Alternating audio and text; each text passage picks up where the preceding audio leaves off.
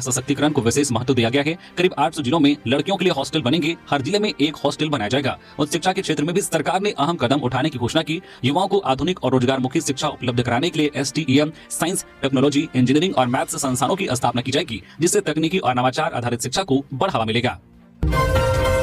रांची के Khadgarha bus stand में भीषण आग, 6 बसें जलकर खाक। रांची के खादगड़ा बस स्टैंड में रविवार दोपहर उस वक्त हड़कंप मच गया जब अचानक बस से धुआं निकलने लगा। आग ने एक एक कर 6 बसों को अपनी चपेट में ले लिया। स्टैंड में खड़ी बसें धू-धू कर जलने लगी, जिससे बस स्टैंड में अफरा तफरी का माहौल बन गया। आसमान में धुआं फैलने लगा। आग लगने की सूचना इधर अग्निशमन विभाग को दी गई, जिसके बाद अग्निशमन विभाग का दल वहां पहुंचा और घंटों मशक्कत के बाद आग पर काबू पाया जा सका। आग लगने की घटना की वजह का पता अब तक नहीं चल पाया है। बस में आग लगने से बस मालिकों को भारी नुकसान होने का अनुमान लगाया जा रहा है। घटना के बाद खादगड़ा TOP और लोअर बाजार थाना की पुलिस ने घटना की जांच शुरू कर दी है। बस स्टैंड में लगे CCTV फुटेज को खंगाला जा रहा है। घटना की वजह से बस मालिकों में आक्रोश है और बसों की सुरक्षा को लेकर चिंतित हैं।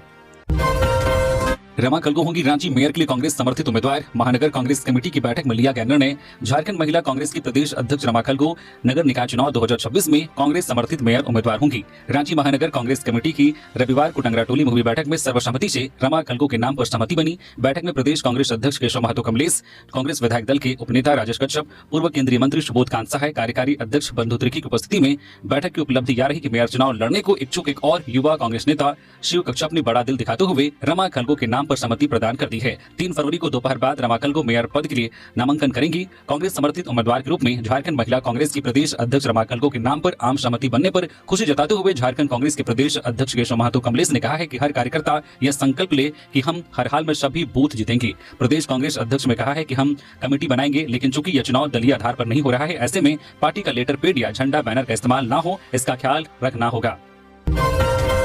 झारखंड के 3 लाख से अधिक दिव्यांगों का होगा कौशल विकास। केंद्रीय बजट 2026 में वित्त मंत्री निर्मला सीतारमण ने दिव्यांगजनों के सशक्तिकरण के लिए 2 अहम योजना यथा दिव्यांगजन कौशल योजना और दिव्यांग सहारा योजना की घोषणा की है।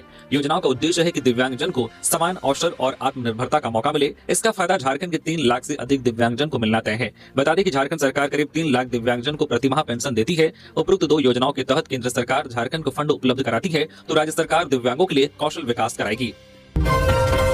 JPSC परीक्षा में उम्र सीमा संशोधन का आग्रह। आजसू पार्टी के केंद्रीय महासचिव डॉक्टर लंबोदर महतो ने रविवार को राज्यपाल संतोष गंगवार से मुलाकात कर JPSC संयुक्त असैनिक सेवा प्रतियोगिता परीक्षा 2026 103 पदों पर निकाली गई विज्ञापन 1/2026 में उम्र गणना की तिथि में संशोधन का आग्रह किया है। उन्होंने अवगत कराया है कि वर्तमान विज्ञापन में अधिकतम उम्र की गणना 1 अगस्त 2026 निर्धारित है, जबकि पिछली परीक्षा 2023 में यह तिथि 1 अगस्त 2017 थी।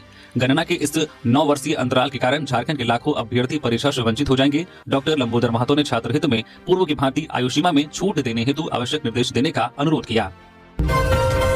रांची के सोनाहातू में हाथी के हमले में वृद्ध की मौत।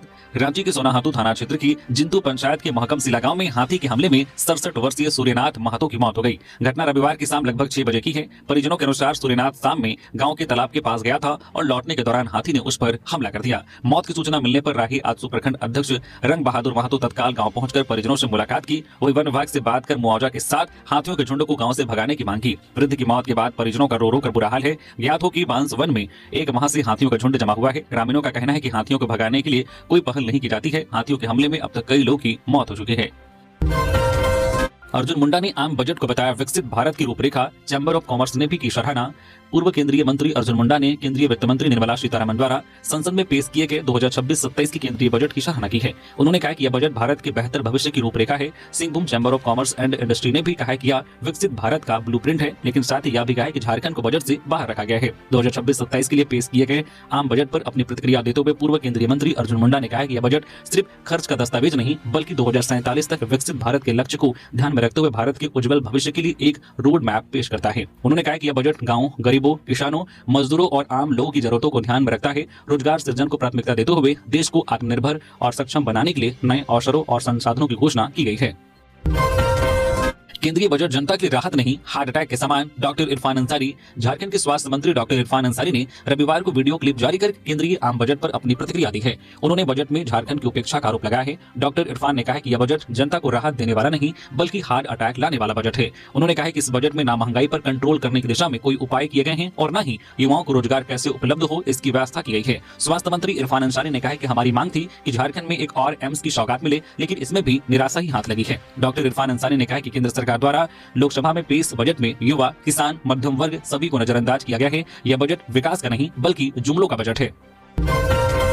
आज 2 से 8 फरवरी तक आम लोगों के लिए खुलेगा लोक भवन उद्यान। नए फूल और फसलें रहेगा आकर्षण का केंद्र। राजधानी रांची स्थित लोक भवन का प्रसिद्ध उद्यान आज सोमवार से आम लोगों के लिए खोल दिया जाएगा। उद्यान 2 फरवरी से 8 फरवरी तक खुला रहेगा। आम लोग सुबह 10 बजे से दोपहर 3 बजे तक उद्यान का भ्रमण कर सकेंगे। हालांकि प्रवेश 1 बजे तक ही दिया जाएगा। प्रशासन की ओर से सुरक्षा व्यवस्था को लेकर सभी आवश्यक तैयारियां पूरी कर ली गई हैं। लोक भवन उद्यान में करीब 400 किस्म के गुलाब लगाए गए हैं, जबकि कुल पौधों की संख्या 17,000 से अधिक है। उद्यान के माली वर्ग के अनुसार गुलाब साल भर लगाए जाते हैं, जिसके लिए नियमित देखभाल की जाती है। वही कई अन्य जो है फूल और जो पत्तियां सीजनल होती हैं, जिन्हें फरवरी महीने में लगाया जाता है ताकि उद्यान खुलने के दौरान प्राकृतिक सुंदरता अपनी चरम पर रहे। इस बार दर्शकों को 3 नए फूल भी देखने को मिलेगा। ट्यूलिप के साथ साथ कैना लिली फ्लावर, मर्क्यूरियस और रेननकुलम को पहली बार लोक भवन उद्यान में लगाया गया है। देश के बजट में झारखंड के लिए बड़ी घोषणा। रांची में बनेगा मानसिक रोगियों के लिए नया संस्थान। केंद्रीय बजट 2026-27 में मानसिक स्वास्थ्य सेवाओं को लेकर बड़ा कदम उठाया गया है। वित्त मंत्री निर्मला सीतारमण ने देश में निमहांस 2 की स्थापना की घोषणा की है, जिसके लिए झारखंड की राजधानी रांची और असम के तेजपुर को चुना गया है। इस फैसले से पूर्वी और उत्तर पूर्व भारत में मानसिक स्वास्थ्य उपचार और शोध को नई दिशा मिलने की उम्मीद है। सरकार का मानना है कि मानसिक रोगों के मामले में बढ़ोतरी को देखते हुए क्षेत्रीय स्तर पर बड़े और विशेषज्ञ संस्थानों की जरूरत है। रांची पहले से ही मानसिक स्वास्थ्य के क्षेत्र में मजबूत आधार रखता है, इसलिए यहाँ निमहांस 2 की स्थापना इस क्षेत्र को राष्ट्रीय स्तर पर और सशक्त बनाएगी। वहीं तेजपुर को शामिल कर पूर्व उत्तर राज्यों को भी आधुनिक मानसिक स्वास्थ्य सेवाओं से जोड़ा जाएगा। गिरिडीह में किशोरी से रेप के खिलाफ उबाल। संथाल समाज की आक्रोश रैली। हरलाडी बाजार में गूंजी न्याय की मांग। गिरिडीह जिले के पीरटांड प्रखंड अंतर्गत हरलाडी ओपी क्षेत्र में हुई दुष्कर्म की घटना के विरोध में रविवार को संथाल समाज ने विशाल आक्रोश रैली निकाली। इस रैली में सैकड़ों की संख्या में महिला और पुरुष शामिल हुए। सभी ने एक सुर में पीड़िता को न्याय दिलाने और आरोपियों की अविलंब गिरफ्तारी की मांग की। आक्रोश रैली हरलाडी बाजार से शुरू होकर जुलूस की शक्ल में पूरे बाजार क्षेत्र का भ्रमण करते हुए हरलाडी ओपी परिसर तक पहुंची। प्रदर्शन के दौरान माहौल पूरी तरह तनावपूर्ण बना रहा और बाजार क्षेत्र नारेबाजी से गूंजता रहा। इस दौरान प्रदर्शनकारियों ने आरोप लगाया कि घटना को कई दिन बीत जाने के बावजूद पुलिस की ओर से कोई ठोस कार्रवाई नहीं की गई है। लोगों का कहना था कि पुलिस की सुस्ती और लापरवाही के कारण अपराधियों का मनोबल बढ़ रहा है, जबकि पीड़ित न्याय के लिए दर दर भटकने को मजबूर हैं। प्रदर्शनकारियों ने स्पष्ट कहा कि यदि समय रहते कार्रवाई नहीं हुई तो समाज का भरोसा कानून व्यवस्था से उठ जाएगा। रैली को संबोधित करते हुए संथाल समाज के नेताओं ने प्रशासन को कड़ी चेतावनी दी। उन्होंने कहा है कि अगर जल्द ही आरोपियों की गिरफ्तारी नहीं की गई तो आंदोलन को और व्यापक और उग्र रूप दिया जाएगा। पलामू की हरिहरगंज में नशा कारोबार के खिलाफ पुलिस का बड़ा अभियान। 1000 किलो जावा महुआ किया विनष्ट। पलामू की हरिहरगंज थाना क्षेत्र अंतर्गत ग्राम शिकारपुर लोहडिया के पहाड़ी एवं जंगली क्षेत्र में रविवार को अवैध गतिविधियों के विरुद्ध कार्रवाई करते हुए पुलिस द्वारा करीब 1000 किलोग्राम जावा महुआ को उसी स्थान पर विनष्ट किया गया तथा 150 लीटर महुआ शराब को जब्त किया गया। यह कार्रवाई अवैध महुआ शराब के निर्माण एवं भंडारण पर रोक लगाने के उद्देश्य की गई। कार्रवाई के दौरान विधि सम्मत प्रक्रिया का पालन करते हुए अवैध सामग्री को नष्ट एवं जब्त किया गया। इस संबंध में अग्रतर कानूनी कार्रवाई की जा रही है तथा संलिप्त व्यक्तियों की पहचान कर उनके विरुद्ध आवश्यक विधिक कार्रवाई की जाएगी। पाकुड़ डीपीएस स्कूल उपद्रव मामला। आरोपी अजय प्रमाणिक उर्फ अजय ठाकुर दबोचा गया। 90 नामजद 500-600 अज्ञात पर केस। पाकुड़ नगर थाना क्षेत्र में 27 जनवरी को सड़क दुर्घटना के बाद हुए उपद्रव के मामले में पुलिस ने बड़ी कार्रवाई करते हुए एक आरोपी को गिरफ्तार किया है। गिरफ्तार व्यक्ति की पहचान महुआ डांगा निवासी अजय प्रमाणिक उर्फ अजय ठाकुर के रूप में हुई है। यह उपद्रव उस समय हुआ था जब सड़क हादसे में एक युवक की मौत के बाद मुआवजे की मांग को लेकर आक्रोशित भीड़ सड़क पर उतर आई थी। देखते ही देखते जो प्रदर्शन हिंसक हो गया और उपद्रवी डीपीएस स्कूल तक पहुंच गए थे। वहां जमकर हंगामा और तोड़फोड़ की गई थी। हालात को काबू में करने के लिए पुलिस को का बल प्रयोग करना पड़ा था। इस मामले को लेकर नगर थाना में 2 अलग-अलग शिकायतें दर्ज की गई थी। पहली शिकायत अंचल अधिकारी की ओर से और दूसरी जो है डीपीएस स्कूल प्रबंधन की ओर से। इन दोनों मामलों में करीब 90 नामजद और 500 से 600 अज्ञात लोगों को आरोपी बनाया गया है। सीएम हेमंत सोरेन पहुंचे असम।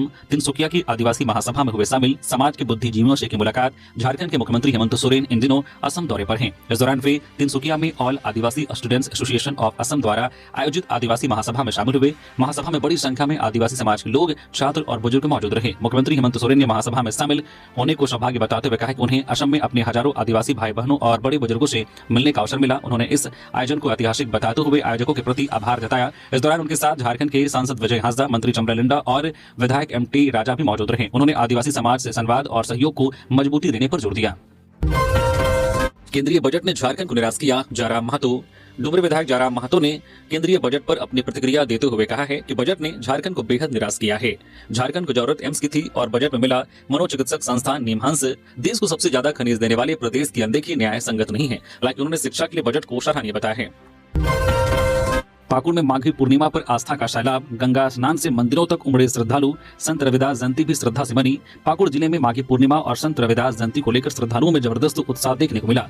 रविवार को तड़के से ही बड़ी संख्या में लोग गंगा स्नान और पूजा अर्चना के लिए घरों से निकल पड़े। माघी पूर्णिमा के अवसर पर जिले के श्रद्धालु पश्चिम बंगाल के धुलियान, फरक्का, जंगीपुर और साहिबगंज जिले के राजमहल स्थित गंगा घाटों पर स्नान के लिए पहुंचे। गंगा स्नान के बाद श्रद्धालुओं ने विधिवत पूजा अर्चना की और व्रतदान का पुण्य अर्जित किया। कई श्रद्धालु सुबह से ही ट्रेनों और निजी वाहनों से राजमहल पहुंचे, जहां माघी पूर्णिमा को लेकर विशेष धार्मिक माहौल देखने को मिला। माघी पूर्णिमा को लेकर जिले के बाजारों में भी खास रौनक रही। फल फूल और पूजा सामग्री की दुकानों पर सुबह से ही भीड़ जुटी रही। वहीं राजमहल में लगने वाले माघी पूर्णिमा मेले को देखने के लिए भी बड़ी संख्या में लोग पहुंचे। आदिवासी समुदाय के लोगों में इस पर्व को लेकर खास उत्साह देखा गया।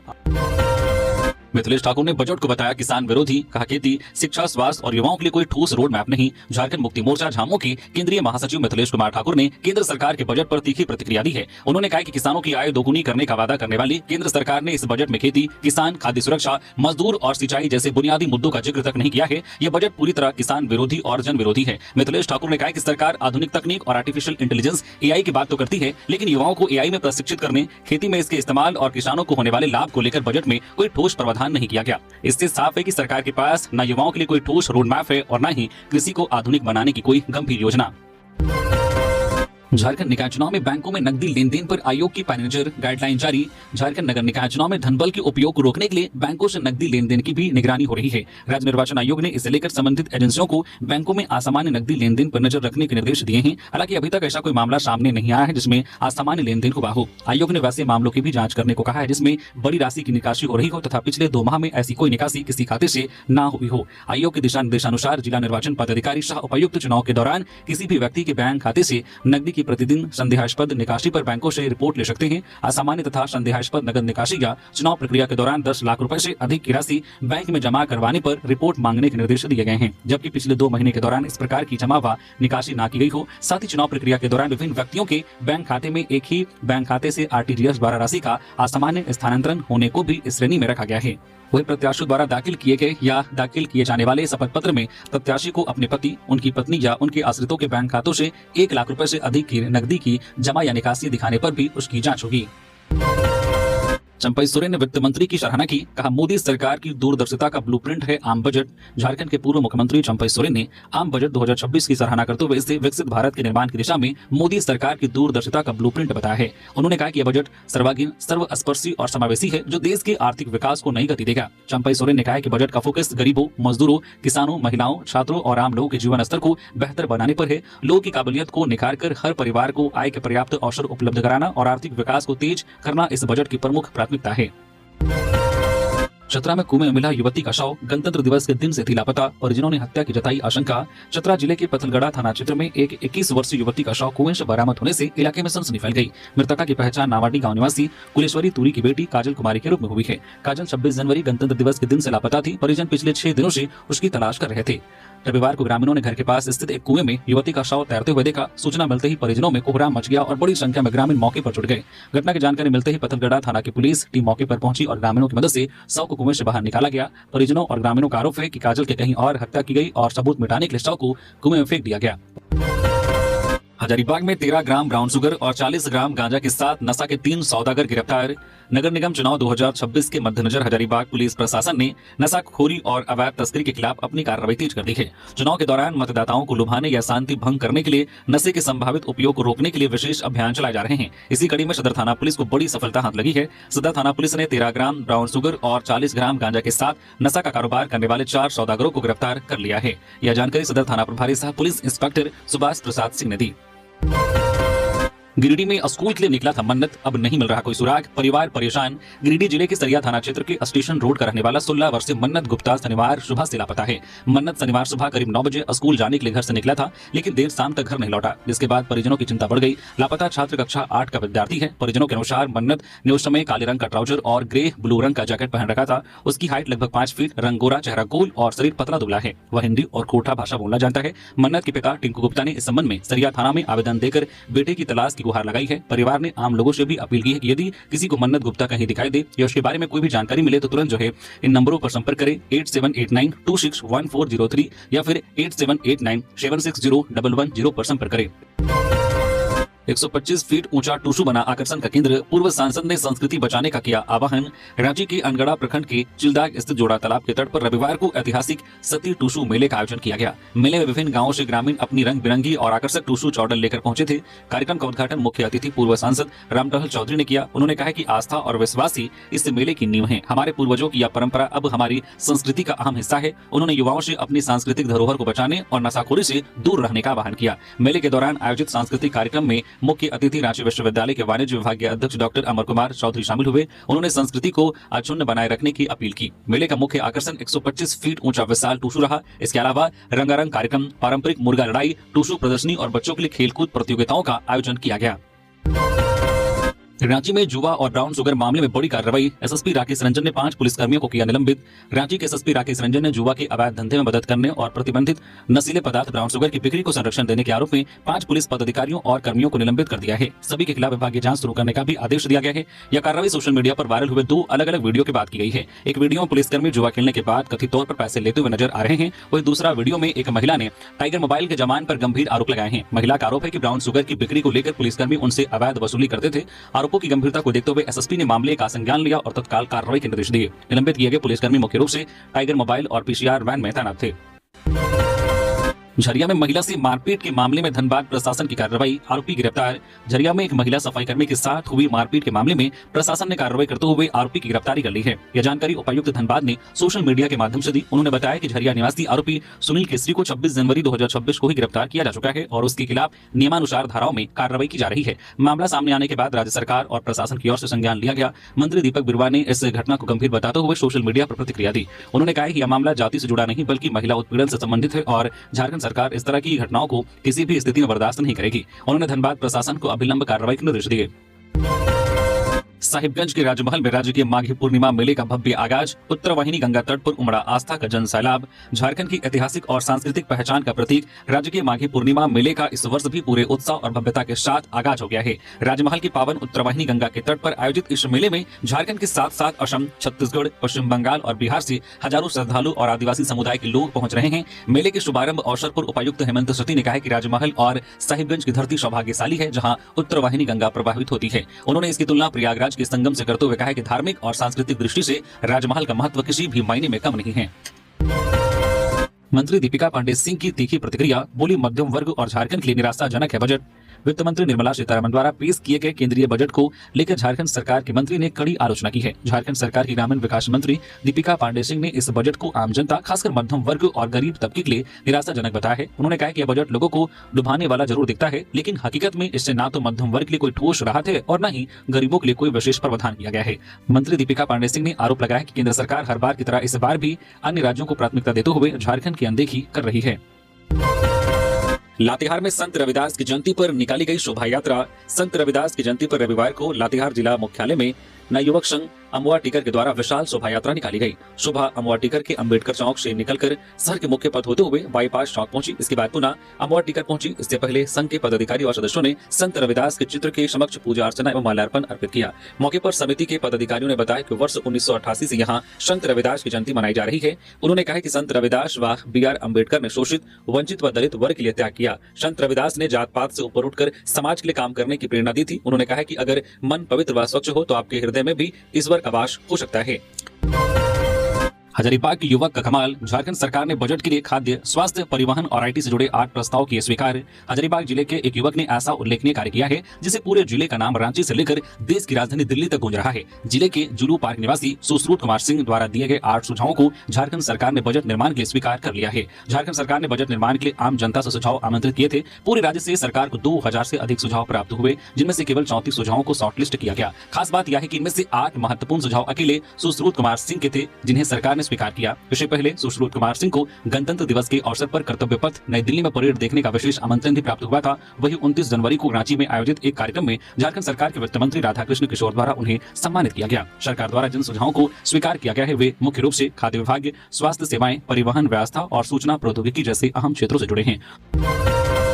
रांची के लोअर वर्धमान कंपाउंड में व्यक्ति की हत्या, आक्रोशितों ने लालपुर चौक किया जाम। लालपुर थाना क्षेत्र के लोअर वर्धमान कंपाउंड स्थित गुलमोहर पार्क में शनिवार रात अपराधियों ने मधेश्वर सिंह नामक व्यक्ति की हत्या कर दी। इस घटना के बाद आक्रोशित स्थानीय लोगों ने रविवार को लालपुर चौक को घंटों जाम रखा। जानकारी के अनुसार शनिवार देर रात जब मधेश्वर सिंह गुलमोहर पार्क के समीप थे, तभी अज्ञात हमलावरों ने उन पर हमला कर दिया, जिससे उनकी मौके पर ही मौत हो गई। घटना की सूचना मिलते ही पुलिस टीम मौके पर पहुंची और शव को अपने कब्जे में लिया और पोस्टमार्टम के लिए रिम्स भेज दिया। शनिवार सुबह हत्या की खबर फैलते ही स्थानीय लोग सड़क पर उतर आए। आक्रोशित परिजनों और मोहल्ले वासियों ने लालपुर चौक को चारों तरफ से घेर लिया और सड़क जाम कर दी। पुलिस ने प्रदर्शनकारियों को बताया कि मामले में त्वरित कार्रवाई करते हुए 2 आरोपियों को गिरफ्तार कर लिया है। अन्य आरोपियों की तलाश में छापेमारी जारी है। ओडिशा के बड़बिल में बैंक लूटकांड मामला, मास्टरमाइंड सीपू कुमार पुलिस मुठभेड़ में घायल, चाईबासा के जंगल में हुई कार्रवाई। ओडिशा के बड़बिल स्थित बैंक ऑफ महाराष्ट्र में हुई बहुचर्चित लूटकांड का मास्टरमाइंड सीपू कुमार पुलिस मुठभेड़ में घायल हो गया। यह मुठभेड़ झारखंड के चाईबासा जिला के नोवामुंडी क्षेत्र अंतर्गत टांकुरा गांव के पास जंगल में हुई। पुलिस से मिली जानकारी के अनुसार आरोपी ने सोने की बरामदगी के दौरान पुलिस पर फायरिंग कर दी, जिसके बाद आत्मरक्षा में की गई जवाबी कार्रवाई में वह घायल हो गया। घटना के बाद इलाके में हड़कंप मच गया। घायल आरोपी को इलाज के लिए क्योंझर मेडिकल कॉलेज अस्पताल में भर्ती कराया गया है। गौरतलब है कि पिछले महीने ओडिशा के बड़बिल में बैंक ऑफ महाराष्ट्र में दिन दहाड़े लूट की बड़ी वारदात को अंजाम दिया गया था। लुटेरों ने बैंक से करीब 5 करोड़ रुपए मूल्य का सोना और 8 लाख रुपए नकद लेकर फरार हो गए थे। इस सनसनीखेज वारदात के बाद ओडिशा और झारखंड पुलिस की संयुक्त टीम लगातार आरोपियों की तलाश में जुटी हुई थी। इसी कड़ी में धनबाद से 2 आरोपियों को पहले ही गिरफ्तार किया जा चुका है। पूछताछ के दौरान मास्टरमाइंड सीपू कुमार का नाम सामने आया था, जिसके बाद पुलिस उसकी तलाश में दबिश दे रही थी। गोड्डा पुलिस की बड़ी कार्रवाई, 1400 लीटर स्प्रिट और नकली शराब बनाने का पूरा सामान जब्त, आरोपी की तलाश जारी। गोड्डा पुलिस ने सुंदर पहाड़ी थाना क्षेत्र के ग्राम घटियारी में छापेमारी कर भारी मात्रा में अवैध शराब और नकली शराब बनाने की सामग्री जब्त की है। छापेमारी के दौरान पुलिस ने 1400 लीटर स्प्रिट, 400 लीटर देसी शराब, 45 बोतल नकली शराब, विभिन्न कंपनियों के 15 बंडल लोगो, झारखंड सरकार के 3 बंडल लोगो, करीब 1000 पीस विभिन्न कंपनियों के ढक्कन, 1500 पीस खाली बोतल, बाकर का एक बोरा लगभग 40 किलोग्राम, टेबलेट का बोरा लगभग 40 किलोग्राम, 40 किलोग्राम कच्चा महुआ और 1500 किलोग्राम जावा, महुआ और अवैध शराब बनाने में प्रयुक्त अन्य सामग्री जब्त की है। पुलिस अधीक्षक गोड्डा मुकेश कुमार के निर्देश पर अवैध शराब के विरुद्ध गोड्डा जिले भर में सघन अभियान चलाया जा रहा है। इसी क्रम में 31 जनवरी 2026 को सूचना मिली कि चामू मंडल के घर पर भारी मात्रा में नकली शराब का निर्माण और बिक्री की तैयारी की जा रही है। सूचना के सत्यापन के बाद वरीय अधिकारियों को अवगत कराया गया। इसके बाद पुलिस अधीक्षक के आदेश पर अनुमंडल पुलिस पदाधिकारी गोड्डा के नेतृत्व में एक विशेष छापेमारी दल का गठन किया गया। गठित टीम ने तत्काल कार्रवाई करते हुए ग्राम घटियारी पहुंचकर छापेमारी की और अवैध शराब और संबंधित सामग्री जब्त की। पलामू के मंडल डैम के इलाके में बढ़ाई जा रही है सुरक्षा, नक्सलियों के झारखंड और छत्तीसगढ़ कॉरिडोर में मौजूद है मंडल डैम। पलामू के मंडल डैम के इलाके में सुरक्षा को बढ़ाया जा रहा है। यहाँ पुलिस कैंप का निर्माण भी किया जा रहा है ताकि इलाके में सुरक्षा मजबूत रहे। नीलांबर पीतांबर उत्तर कोयल नहर परियोजना के अंतर्गत मंडल डैम के अधूरे कार्य को पूरा करने के लिए जल्द ही निर्माण कार्य शुरू होना है। मंडल डैम माओवादियों के ट्रेनिंग सेंटर रहे बूढ़ा पहाड़ से बेहद ही नजदीक है। डीआईजी किशोर कौशल ने बताया कि मंडल डैम को लेकर इलाके में कार्य शुरू होने की उम्मीद है। इसको ध्यान में रखकर वहां पर एक पुलिस पिकेट बनाया जा रहा है। इलाके में अर्धसैनिक बल एवं जैप की भी कंपनी मौजूद है। इलाका सुदूरवर्ती है और रोड का भी निर्माण कार्य किया जाना है। यह इलाका सुरक्षित रहे और भविष्य में टूरिज्म का सेंटर भी बन सके, इसके लिए इलाके में सिक्योरिटी बढ़ाई जा रही है।